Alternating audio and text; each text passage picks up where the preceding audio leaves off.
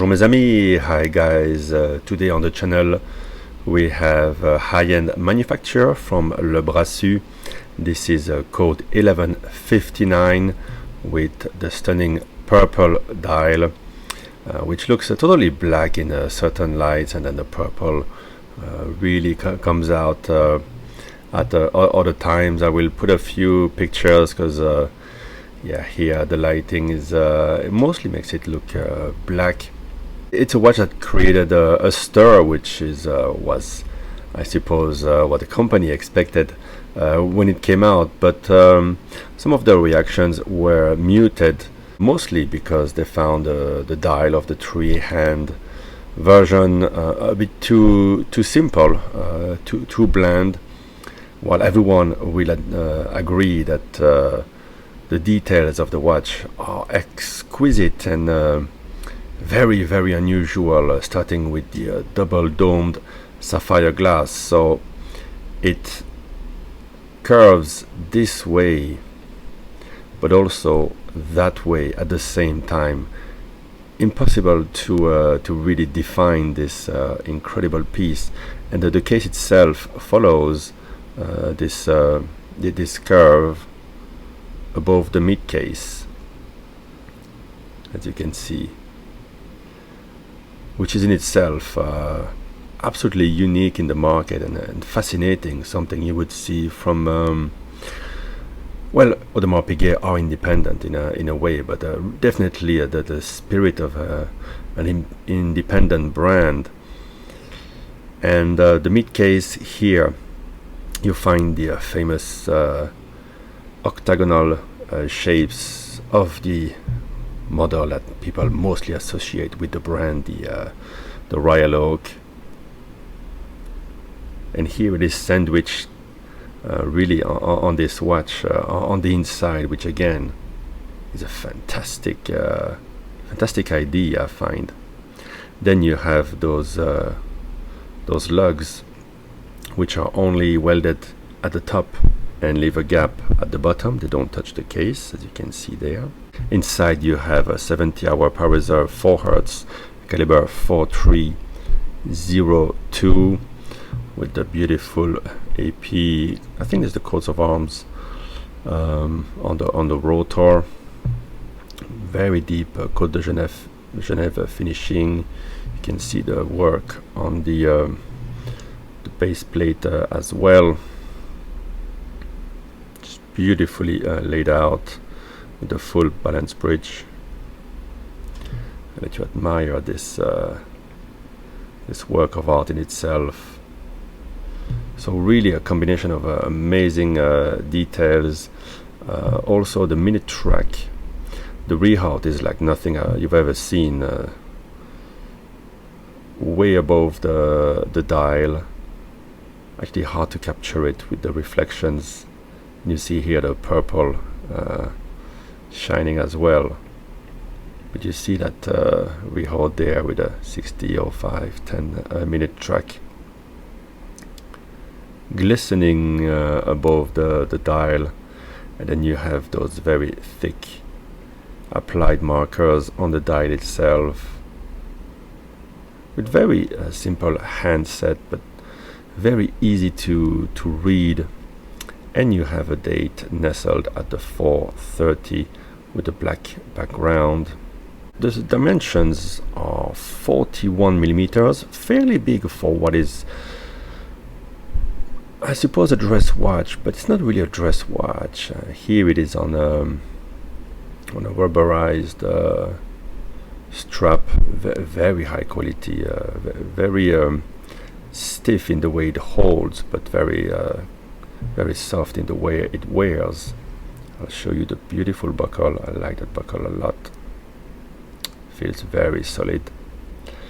So almost a sporty configuration to mainly a dress watch, but really a watch you can wear every day if you want something more sophisticated than the Royal Oak.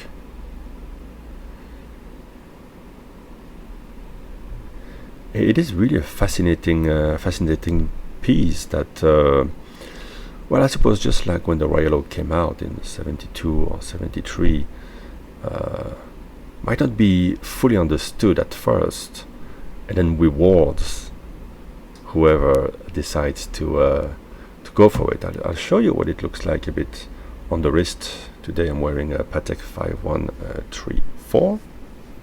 Code 1159, a name which again doesn't please to everybody. Code 1159, where does that come from?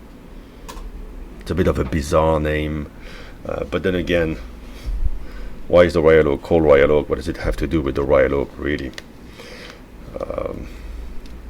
Yeah, some sort of nautical theme. Here is my Patek 5296 that you know well. You can see sometimes I feel like it's a bit big for reference 96, but then here it looks downright tiny compared to the AP, and yet the AP has a great feel on the wrist. Sometimes a dress watch will feel a bit too dainty if you're used to sports watches, and this is maybe the reason they went for this. This is not my watch, so I'm not really gonna wear it out and about. But there's something very satisfying about the size of this watch. It wears modern, feels the wrist. The pink gold case marries great with if you have a bit of a tan like I have at the moment. Absolutely no problem on my 17 centimeter wrist. Really wraps the wrist beautifully.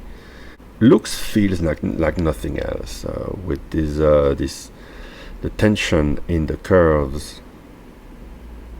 You have the beautiful mid case. So many things to look at without shouting too much at the same time.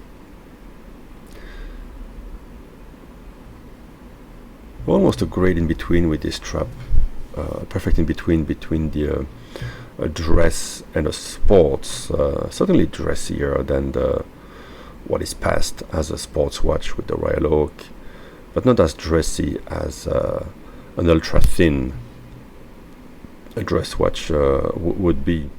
Something I feel maybe is a bit of a lost opportunity would have been to have the case, the mid case, famous octagon of AP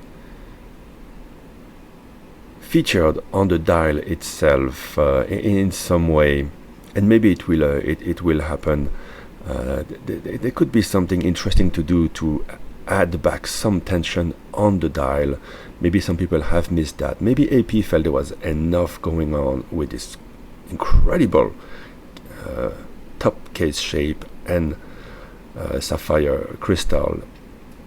And of course these days you have the option of a skeletonized dial with different complications. You can have also the chronographs if you want more going on. Here you have something more simple, but you have that beautiful fumé dial, if I can call it that, a bit like what Moser does, but I prefer the execution here because I don't know, I like the way the numerals are laid out and how it all plays together. And again, that rehaut adds another dimension, literally, to the watch. So, as I said, this is not my watch. This belongs to a fellow Belgian compadre, and he is reducing a bit his collection. He loves the watch, and I told him maybe this is the one to keep, but nevertheless the discussion is open. If you are in Hong Kong interested into this watch, or if you're planning to travel to Hong Kong, contact me and I will put you in touch with the owner of this watch, full set of course, in beautiful condition.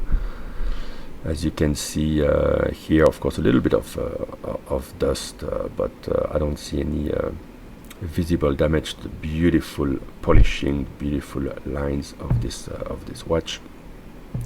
Contact me at Uptick WR, UPTICKWR at gmail.com, and I'll put you in touch so you can discuss a bit pricing, and maybe a deal can be had for this wonderful piece.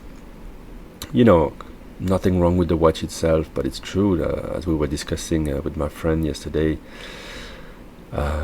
you buy a couple of pieces in this $30,000 range, and then a piece in the $50,000 range shows up, and suddenly the money isn't there, and maybe you're thinking, maybe if I sold this and that, I could add that. This is the pleasure of collecting, you know. It never really ends, but yeah, this is not a done deal yet. Perhaps this watch will stay in his possession. So there you go, uptickwr@gmail.com. If you are serious about having a discussion to buy this watch, you won't be dealing with me. I will put you in touch.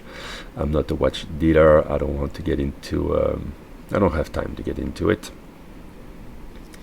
But my final opinion about this watch is, yeah, as I said, it straddles the line between the dress watch and then feels a bit more solid, like a sports watch would be, and a great thing you could wear every day. Is a statement piece without being over the top like some independents tend to do, but yet you have that incredible sapphire that and case and lugs that just rewards endlessly the owner of the watch.